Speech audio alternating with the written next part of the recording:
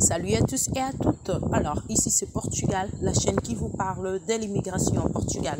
Dans cette chaîne, nous allons parler un peu concernant l'immigration, quel que soit votre motif d'études, motif de santé, motif de travail, motif de tourisme, peu importe la raison par laquelle vous souhaitez immigrer au Portugal.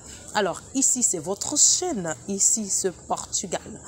Dans la vidéo d'aujourd'hui, je vais vous parler un peu, je vais essayer de répondre à quelques questions que beaucoup de mes abonnés me posent à travers mon adresse mail. Je reçois plein de questions et j'arrive aussi à répondre à tout le monde. Mais il y a quand même des questions qui sont tellement pertinentes que je souhaite aussi partager avec vous, d'accord? Que je souhaite aussi partager avec vous. Je les ai déjà répondues à travers mon mail, mais aujourd'hui, je vais aussi partager avec vous. Et aujourd'hui, je suis ici au parc. Ce parc, c'est le parc d'Aveiro.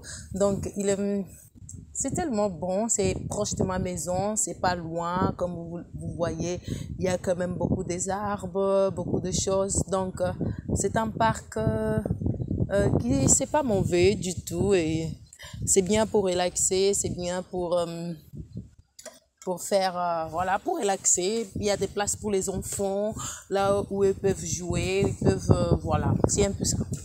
Alors, sans plus tarder, on y va.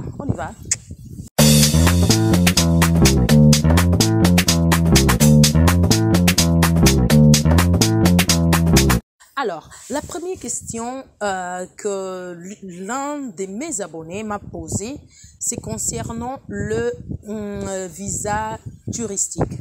En fait, cet abonné m'avait dit, il a 2 enfants et il souhaite immigrer au Portugal avec un visa touristique et après, il veut inscrire sa fille dans une université et pouvoir avoir la résidence à travers sa fille.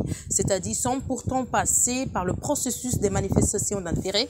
Comme je vous avais expliqué l'autre jour dans cette vidéo, la manifestation d'intérêt, c'est pour tous ceux qui viennent au Portugal avec le visa touristique et souhaitant après être réglés, c'est-à-dire on règle avec une carte de résidente comme travailleur. D'accord? Donc, ce que j'ai répondu à cet abonné, c'est que oui, c'est possible d'avoir la résidence à travers aux enfants.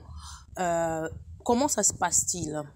Ici au Portugal, il y a une loi. Si un enfant, à partir de 7e année, c'est-à-dire dans les systèmes français au collège, il est au collège. Donc cet enfant, à partir de 7e année, cet enfant a droit à avoir une carte de résidente comme étant étudiant.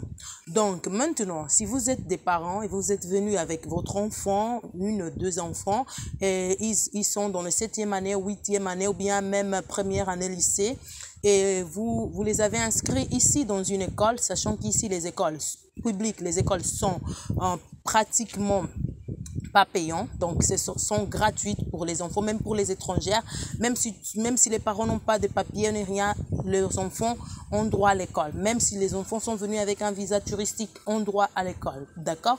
Donc, dès que vous inscrivez votre enfant dans une école, et il est au 7e année, 8e année, vous allez préparer tous les papiers et vous allez déposer pour avoir la résidence de votre enfant.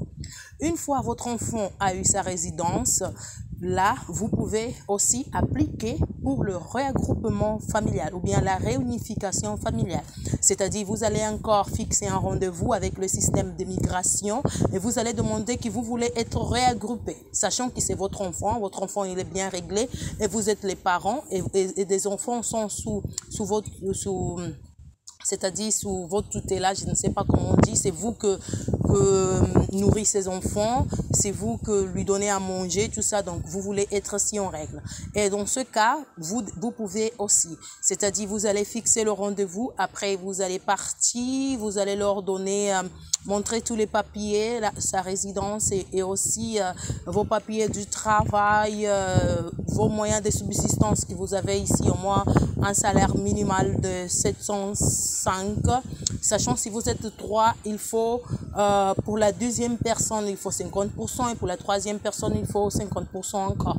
C'est-à-dire si vous êtes une famille de 3 membres, il faut compter 700 le double, c'est-à-dire 700 pour une personne, plus une personne ajouter la moitié, plus une personne ajouter la moitié. Ça va faire, et ce n'est pas nécessaire que vous gagnez cet argent mensuellement, mais il suffisait juste que vous ayez cet argent dans vos comptes bancaires pour pouvoir déposer. Et une fois vous avez fait ça, donc vous pouvez après attendre votre carte, vous pourrez être légalisé. Ça, c'est dans le cas si vous venez avec vos enfants et votre enfant est inscrit dans une école, disons une école qui est au 7e année, 8e année ou bien au lycée. Ça, c'est possible seulement. Donc, si votre enfant est encore au premier, 12e, c'est pas possible.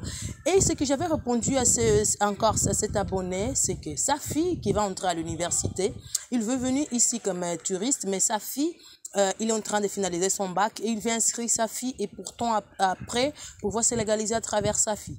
Je lui ai dit que sa fille même risque de ne pas avoir la résidence. Pourquoi?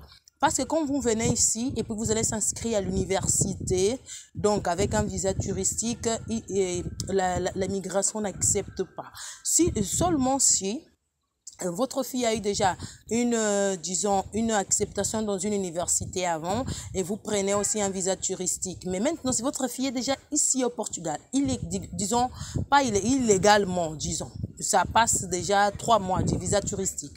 Parce que ici, pour s'inscrire dans une université, il y a le processus. Donc, même si votre fils sera ici, il doit être inscrit encore comme étudiant international. Parce que, je dis au Portugais, parce que les étudiants nationaux, tous ceux qui habitent au Portugal, à moins de 2 ans, doivent être inscrits comme étudiants international. Donc, votre fille automatiquement va être inscrite comme étudiant international. Et même si elle aura la lettre d'acceptation, après, pour pouvoir se légaliser, ça va être difficile. Sinon, si c'était le cas, tout le monde allait venir ici avec un visa touristique et puis ils allaient avoir la carte directement une fois s'inscrivant, disons, à l'université. Donc, c'est un peu ça. Ça, c'est l'une des questions et ça m'a pris beaucoup de temps et je vais faire encore des autres vidéos pour répondre à des autres questions.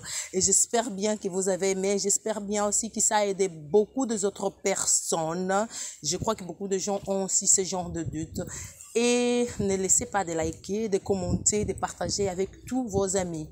Alors, ici, c'est Portugal, la chaîne qui vous parle de l'immigration au Portugal. Et à la prochaine. Au revoir.